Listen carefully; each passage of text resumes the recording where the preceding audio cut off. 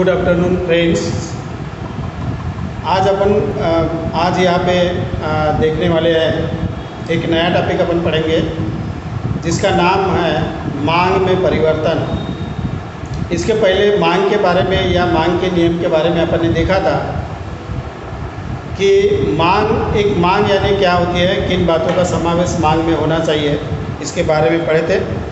दूसरा, मांग का नियम क्या होता है।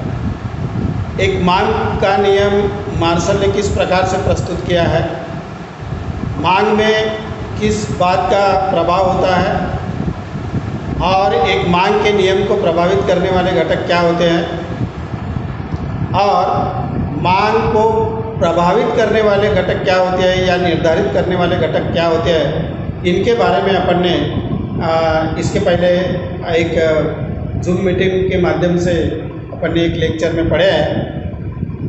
तो या एक वीडियो आपको भेजा था, मांग में परिवर्तन कैसे होता है या मांग को प्रभावित करने वाले घटक क्या है या मांग को निर्धारित करने वाले घटक क्या होते हैं, इसके बारे में एक वीडियो आपको मैंने भेजा था। आज पढ़ेंगे कि मांग में परिवर्तन क्या होता है।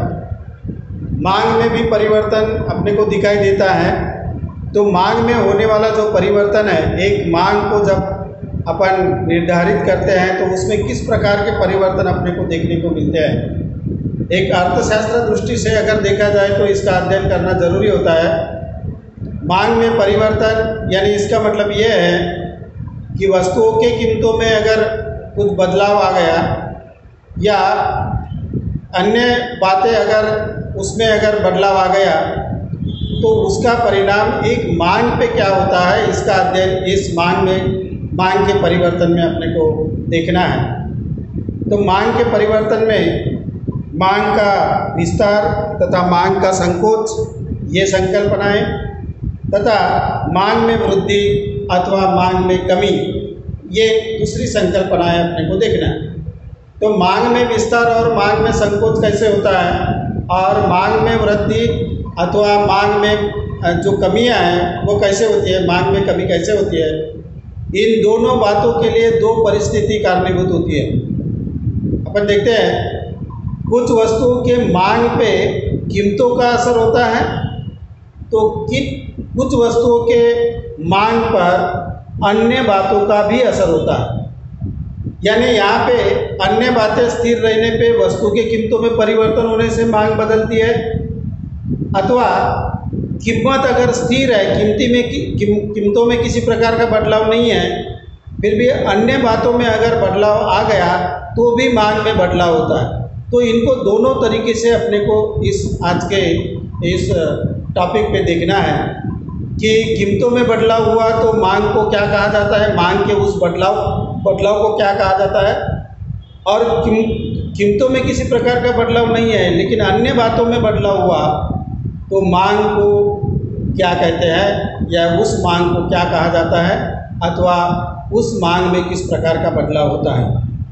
तो मांग में बदलाव, ये दो बातों को ध्यान में रखकर यहाँ पे किया जाने वाला है, और वो है कीमतों में बदलाव हुआ तो मांग कैसे बदलेगी या उसको क्या कहा जाएगा, और अन्य बातें में बदलाव हुआ तो मांग पे क्या असर होता है या उस मांग को क्या कहा जाएगा।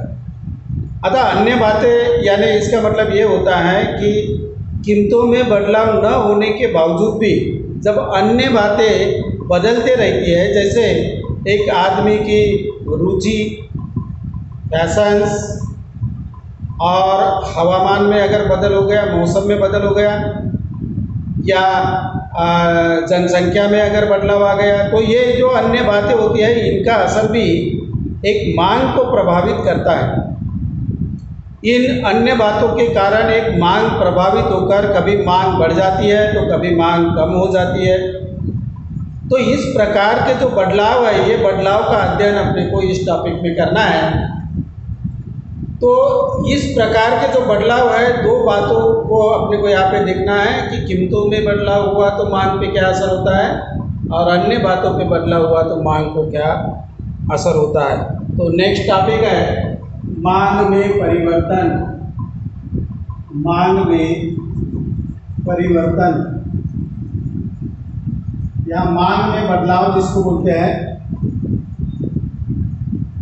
इसको बोलते हैं change in demand. Change in demand, change in demand यानी मांग में बदलाव किस प्रकार से दिखाई देता है। तो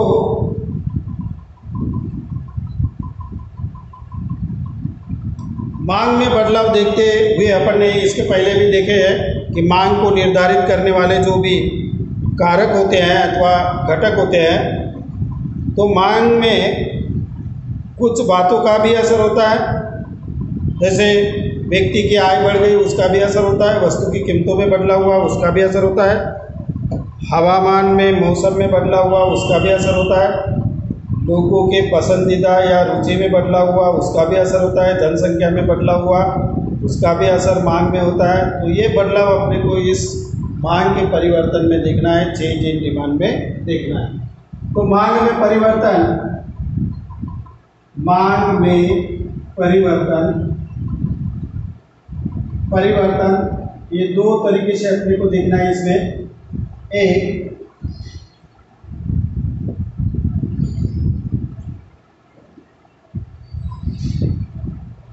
कीमतों में बदलाव, अगर कीमतों में बदलाव हो गया तो मांग में क्या असर होता है। और दूसरा अन्य बातों में, अन्य बातों में बदलाव या अन्य बातें जो भी है जिनका असर डिमांड पे होता है, ये अन्य बातों में बदलाव होगा तो उसका परिणाम एक मांग पे क्या होता है। मांग में बदलाव, कीमतों में बदलाव यानी कीमतों में परिवर्तन, परिवर्तन हो गया तो, और मांग में बदलाव यानी मांग में परिवर्तन हो गया, परिवर्तन। इसमें क्या है कि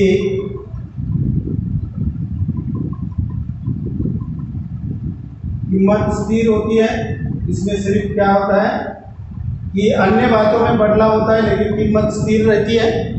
और इसमें कीमतों में बदलाव यानी परिवर्तन, तो इसमें अन्य बातें क्या होती हैं, अन्य बातें स्थिर रहती है। इसमें किसी प्रकार का बदलाव नहीं होता, लेकिन कीमतों में बदलाव होता है अथवा परिवर्तन होता है। तो इसको दो तरीके से अध्ययन किया जाता है कि अगर कीमतों में बदलाव हो गया तो उसका परिणाम क्या होता है। एक होता है मांग का विस्तार, इसको बोलते हैं मांग का विस्तार। और दूसरा एक परिवर्तन देखने को मिलता है, अगर कीमतों में परिवर्तन हो गया तो मांग का विस्तार, सॉरी मांग का संकोच, इसको बोलते हैं मांग का संकोच। अगर कीमतों में बदलाव हो गया, परिवर्तन हो गया, लेकिन अन्य बातें अगर स्थिर है, अन्य बातें में किसी प्रकार का बदलाव नहीं है, लेकिन कीमतों में परिवर्तन हो गया, बदलाव हो गया, तो दो तरीके से डिमांड पे असर होता है।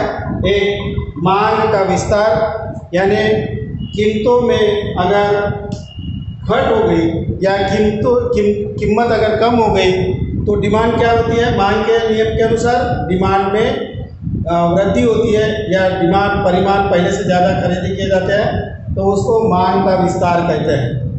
अगर कीमतों में बदलाव हो गया यानी किसी कारणवश वस्तु की कीमतों में बढ़ोतरी हो गई है तो मांग के नियम के अनुसार क्या होना चाहिए, मांग कम होना चाहिए, तो इसको मांग का संकोच कहते हैं। तो इसमें क्या होता है कि अन्य बातें कैसे रहती है, स्थिर होती है, लेकिन ये जो मांग का विस्तार और मांग का संकोच किस कारण होता है, ये कीमतों में बदलाव अथवा परिवर्तन होने के कारण ये मांग का विस्तार और मांग का संकोच कहलाता है।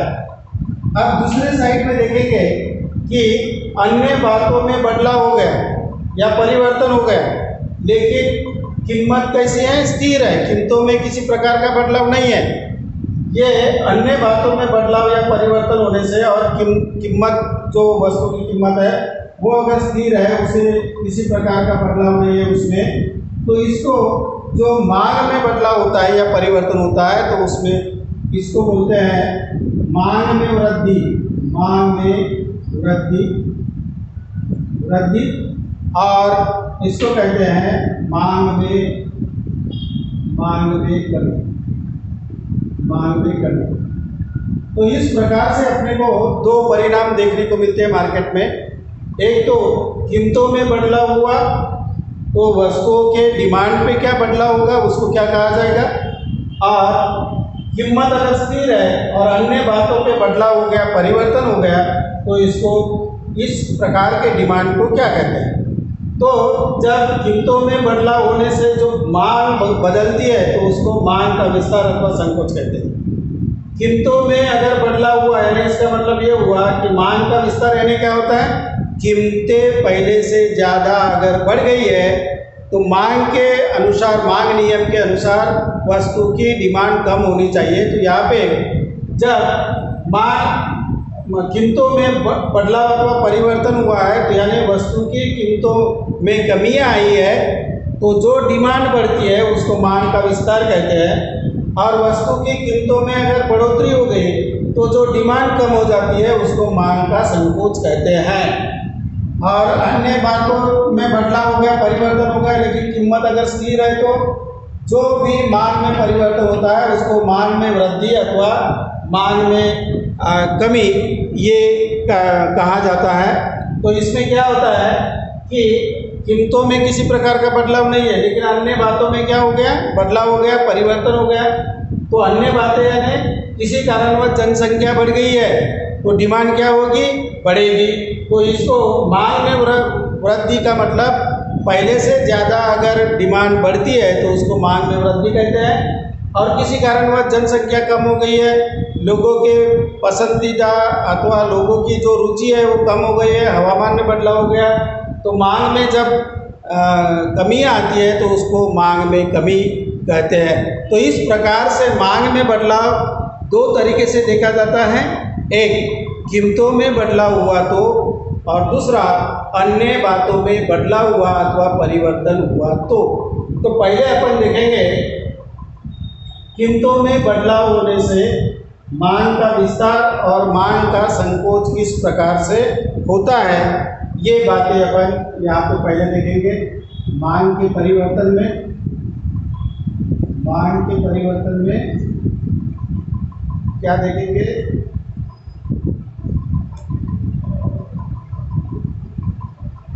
मांग का विस्तार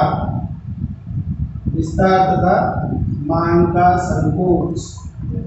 मांग का विस्तार और मांग का संकोच देखना है। इसमें क्या होता है, कीमतों में परिवर्तन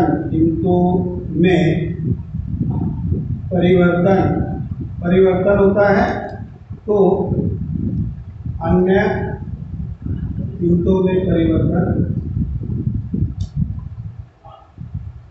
किंतु अन्य बातें स्थिर। कीमतों में परिवर्तन होता है किंतु अन्य बातें स्थिर होती है, तो उसको मांग का विस्तार अथवा मांग का संकोच कहते हैं। तो पहला देखेंगे इसमें मांग का विस्तार यानी क्या होता है, तो अन्य बातें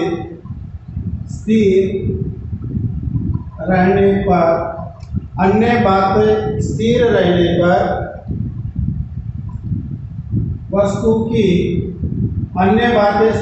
पर वस्तु की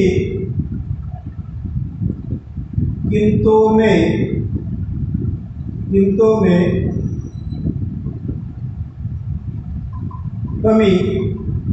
में कमी आने से अन्य बातें स्थिर रहने पर कीमतों में कमी अथवा इसको बोलेंगे गिरावट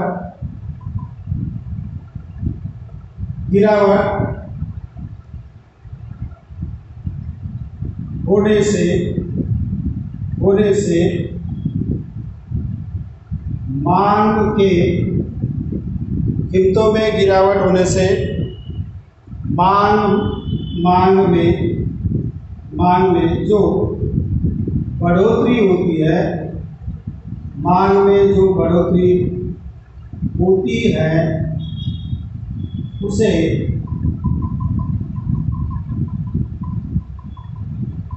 उसे मांग का विस्तार कहते हैं। यहाँ पे देखिए, अन्य बातें स्थिर रहने पे, अन्य बातें स्थिर, मांग में परिवर्तन किंतु अन्य बातें स्थिर। अन्य बातें स्थिर रहने पर वस्तु की कीमतों में गिरावट होने से, किसी कारणवश वस्तु की कीमतों में गिरावट आ गई होने से मांग में जो बढ़ोतरी होती है, तो वस्तु की मांग में जो बढ़ोतरी होती है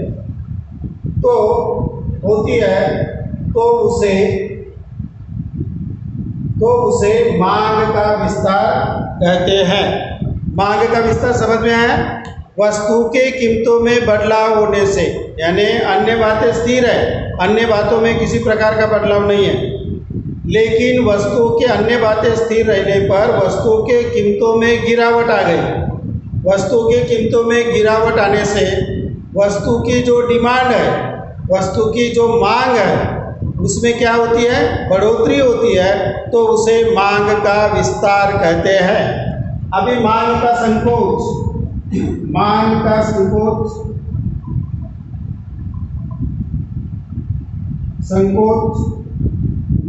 संकोच क्या कहेगा? तो इसमें अन्य बातें स्थिर रहने पर वस्तु की कीमतों में बढ़ोतरी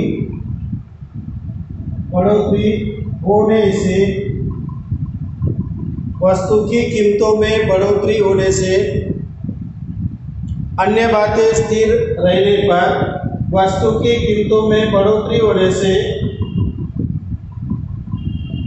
मांग में जो गिरावट होती है, मांग में जो गिरावट होती है उसे मांग का संकोच कहते हैं। मांग का संकोच कहते हैं। अब दो परिभाषाओं में देखिए आप, मांग का संकोच क्या कहते हैं कि अन्य बातें स्थिर रहने पर, अन्य बातों में किसी प्रकार का बदलाव नहीं है, वो स्थिर है, केवल वस्तु की कीमतों में अगर बदलाव हो गया, तो बदलाव यानी कैसे? अन्य बातें स्थिर रहने पर वस्तु की कीमतों में बढ़ोतरी होने से, किसी कारणवश वस्तु की कीमतों में क्या हो गई? बढ़ोतरी हो गई, तो मांग के नियम के अनुसार वस्तु की कीमतों में बढ़ोतरी होने से डिमांड क्या हो जाती है? कम हो जाती है। तो वस्तु की कीमतों में बढ़ोतरी होने से मांग में जो गिरावट होती है, मांग कम हो जाती है पहले से, तो उसे मांग का संकोच कहते हैं। यानी ये दो बातें, मांग का विस्तार तथा मांग का संकोच, ये किस कारण होते हैं? वस्तु के कीमतों में अगर बदलाव हुआ और अन्य बातें अगर स्थिर है, तो वस्तु के कीमतों में बदलाव होने से जो मांग में परिवर्तन होता है उसे मांग का संकोच अथवा मांग का विस्तार कहते हैं। लेकिन मांग का विस्तार किसे कहेंगे? कि अन्य बातें स्थिर रहने पर एक या जो भी वस्तु की कीमत है उसमें गिरावट आ जाती है, तो वस्तु की डिमांड क्या होती है? विस्तारित हो जाती है।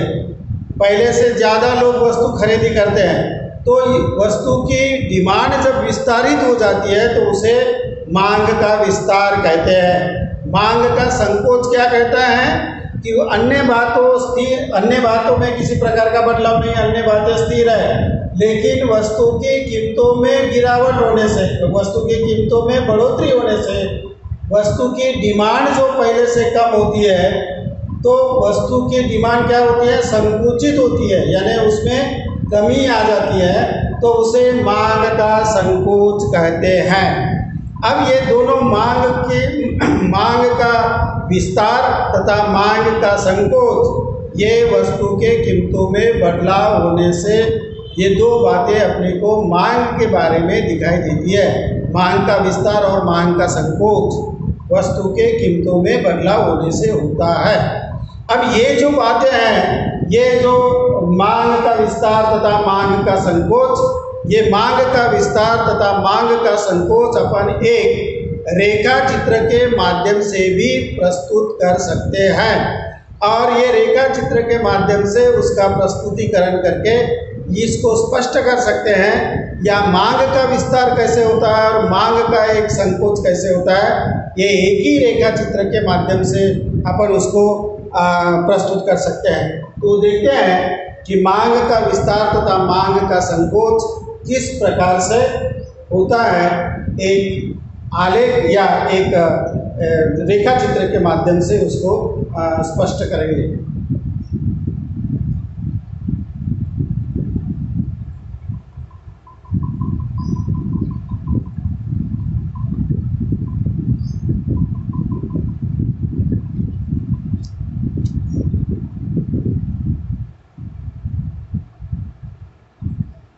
मांग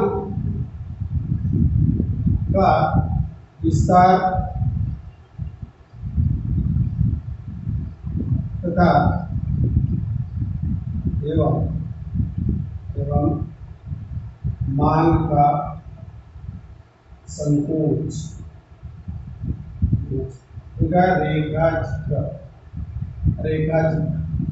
रेखा चित्र के माध्यम से अपन इसको प्रस्तुत करेंगे। ये रेखा चित्र यहाँ से मैंने निकाला इस प्रकार से, और ये इस प्रकार से इसको निकाला, इसको नाम दिया है वो, इसको नाम दिया मैंने x और इसको नाम दिया मैंने y। ये अब ये सेंटर पॉइंट लेते हैं यहाँ पे और ये यहाँ पे, इन दोनों बिंदुओं को जोड़ेंगे, इसको नाम देंगे P, इसको नाम देंगे Q। ये दर्शाती है P यानी प्राइस, तो यहाँ पे आएंगे कीमत, और यहाँ पे आएंगे वस्तुओं की मात्राएं अथवा इकाइयाँ, वस्तुओं की मात्राएं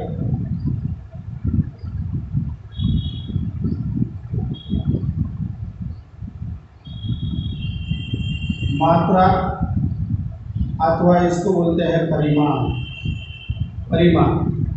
ये अपन ने यहाँ पे दर्शाया गया है। अब यहाँ पे देखिए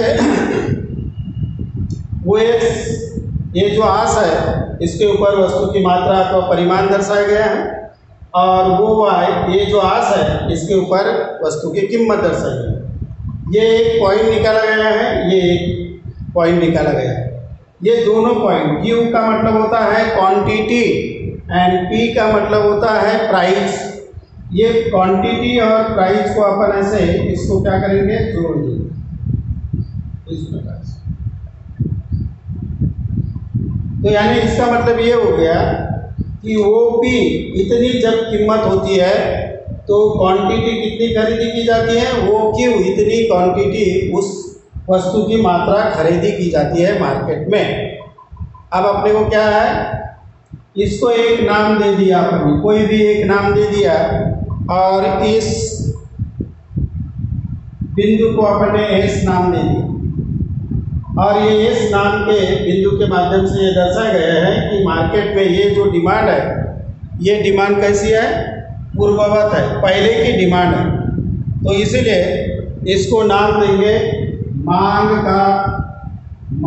का प्रारंभ बिंदु। ये क्या कहलाएगा, मांग का प्रारंभ बिंदु। ये पहले की मांग है इसलिए इसको नाम दिया मांग का प्रारंभ बिंदु। अभी अपने को क्या दर्शाना है इस रेखा चित्र के माध्यम से, कि मांग का विस्तार तथा मांग का संकोच।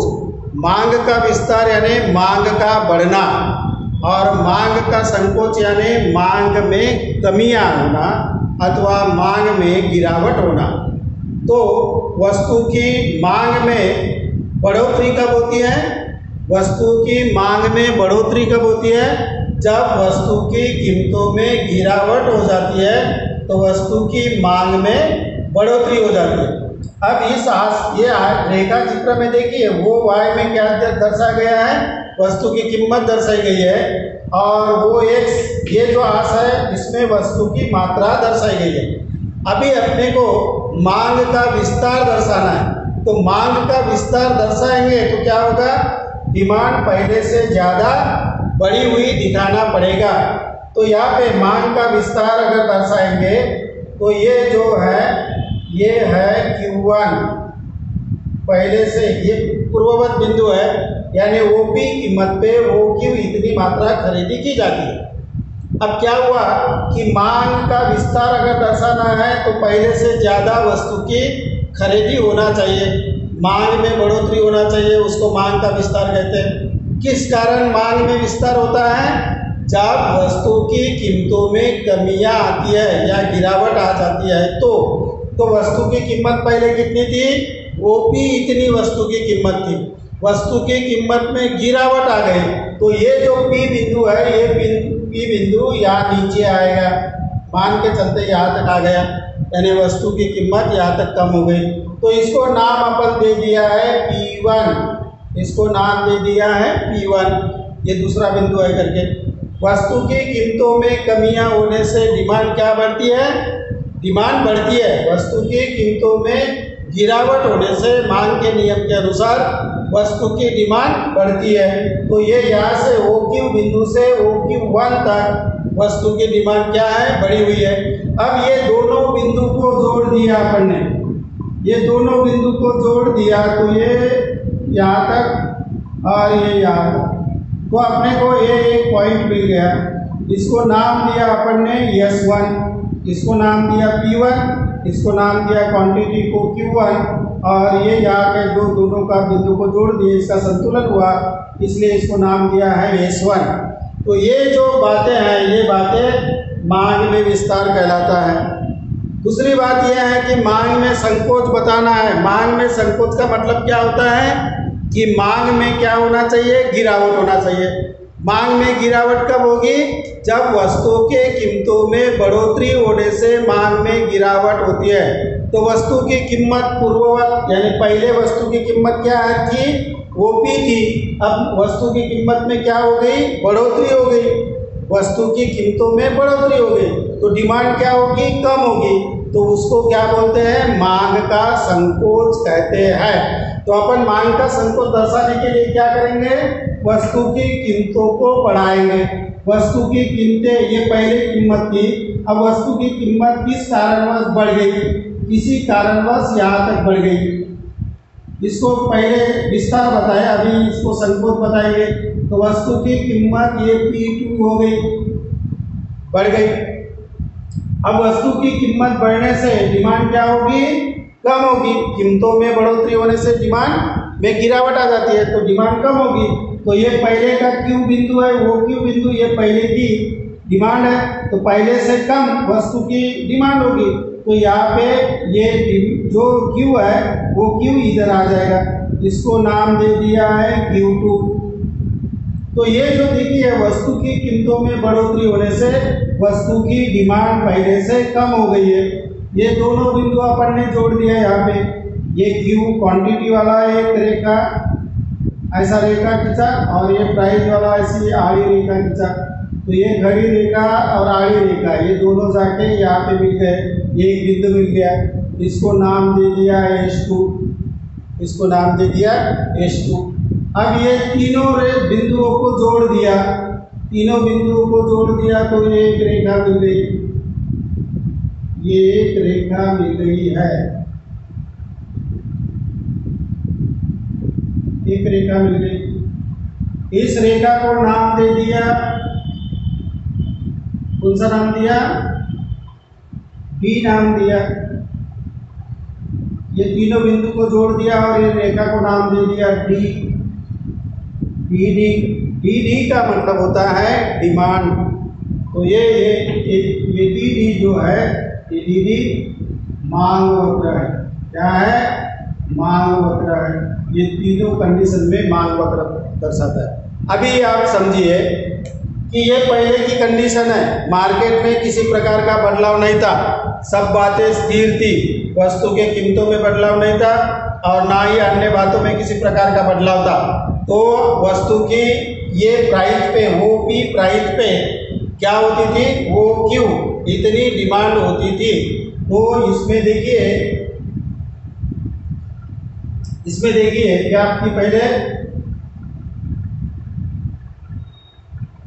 वो पी बराबर क्या था, ओ क्यू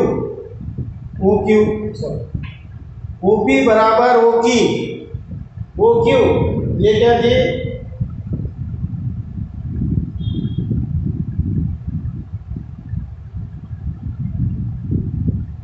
ये कीमत थी और ये क्या थी, मात्राएं थी वस्तु की। ये पहली कंडीशन है, प्रारंभ बिंदु जिसको नाम दिया मांग का प्रारंभ बिंदु। यहाँ से प्रारंभ होती है मांग, कम अथवा ज़्यादा होती है। तो यहाँ पे वो भी कीमत पे वो की इतनी मात्राएं खरीदी की जाती थी। अभी किसी कारणवश वस्तु की कीमतों में क्या आ गई, कमियाँ आ गई। तो कमियाँ आ गई यानी इसका मतलब P से P1 तक वस्तु की कीमत घट गई, कम हो गई। तो OP1 बराबर क्वांटिटी क्या हो गई, ये बिंदु को जोड़ दिए तो वो Q1, इसमें क्या हो गया, कीमत में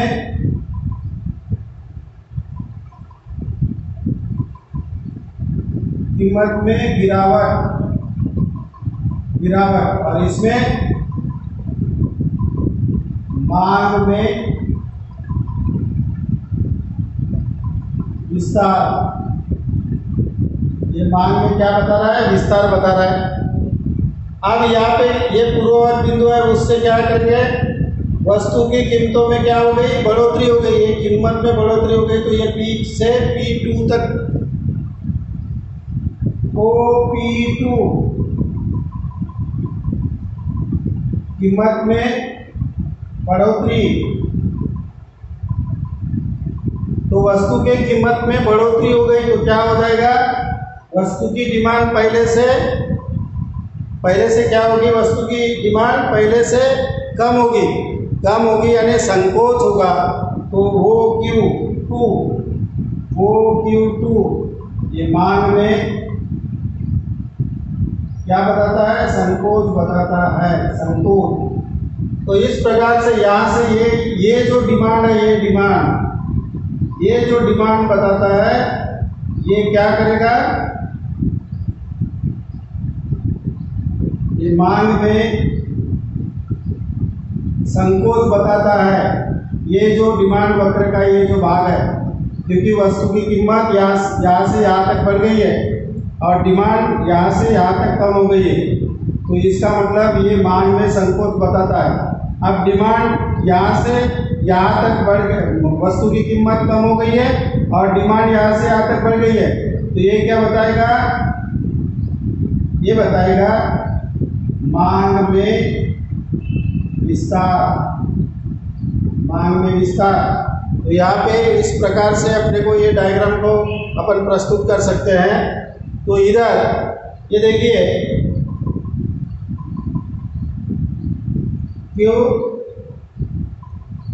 Q1 मांग में विस्तार बिंदु है, ये विस्तार दर्शाता है। तो Q2 ये क्या बताता है, मांग में संकोच।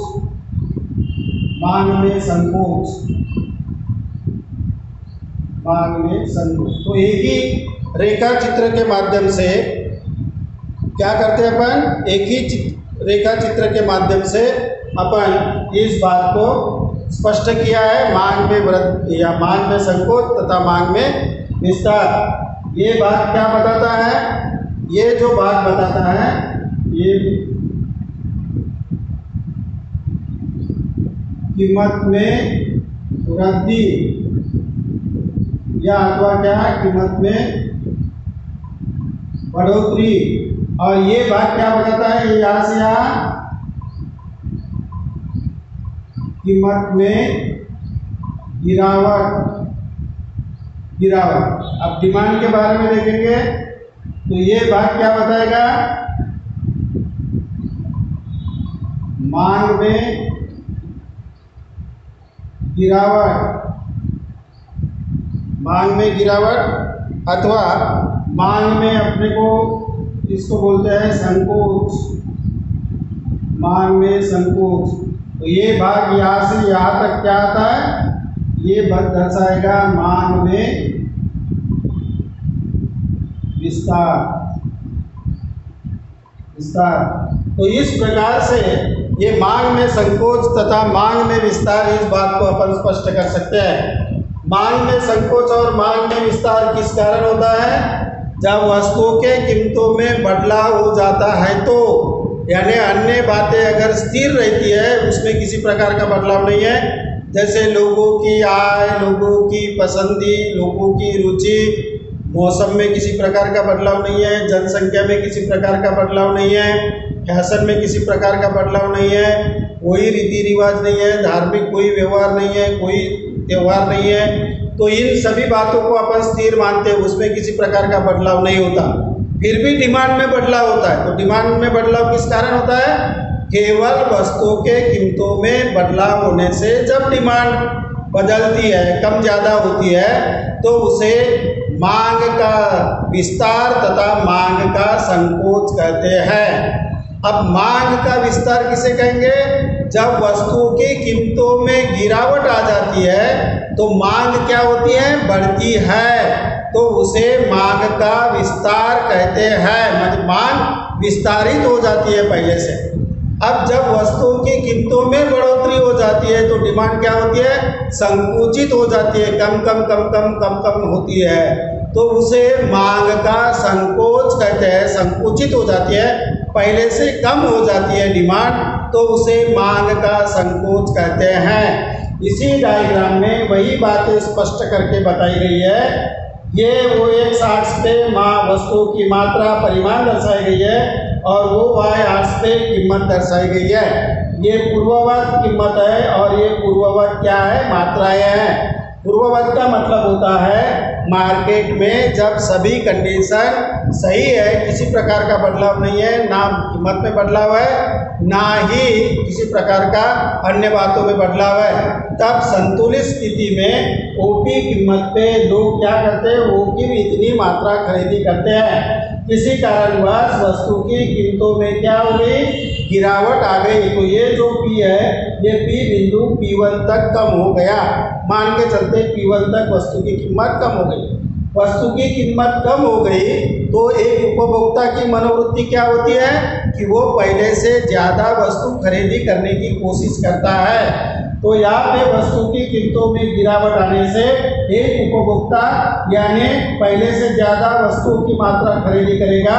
यानी पहले की मात्रा जो थी वो क्यों थी, ओपी कीमत पे, अभी वस्तु की कीमतों में गिरावट OP1 तक आ गई तो पहले से ज़्यादा मात्रा उसने खरीदी किया और वो मात्राएं है OP1। तो इसको मांग का विस्तार कहते हैं। ये यहाँ पे दर्शाया गया है। मांग का संकोच किसे कहेंगे, जब वस्तुओं की कीमतों में बढ़ोतरी होती है तो एक उपभोक्ता अपनी डिमांड कम कर लेता है। तो जब अपनी डिमांड कम कर लेता है तो उसे मांग का संकोच कहते हैं। तो वस्तु की कीमत में बढ़ोतरी हो गई, पहले की कीमत क्या है, OP है, अभी बढ़ोतरी हो गई तो OP2 तक ये P जो बिंदु है, ये बिंदु OP2 तक ऊपर चढ़ा हुआ है। तो इसमें ये P से P2 तक क्या होती है, कीमत में बढ़ोतरी होती है। ये यहाँ पे ये पोर्शन में कीमत की बढ़ोतरी दिखाई गई है। अब एक उपभोक्ता क्या करेगा, वस्तु की कीमतों में बढ़ोतरी हो गई तो डिमांड कम करेगा। तो इसका मतलब ये पहले की डिमांड थी तो उससे वो क्या करेगा, यहाँ तक आएगा, ये वो बिंदु तक। तो उसने वो Q बिंदु तक वस्तु की मात्रा क्या की, खरीदी करने की कोशिश की। तो पहले से OQ से वो OQ2 तक उसने खरीदी कम किया। तो ये जो पोर्शन है, ये पोर्शन क्या दर्शाता है, मांग में संकोच दर्शाता है।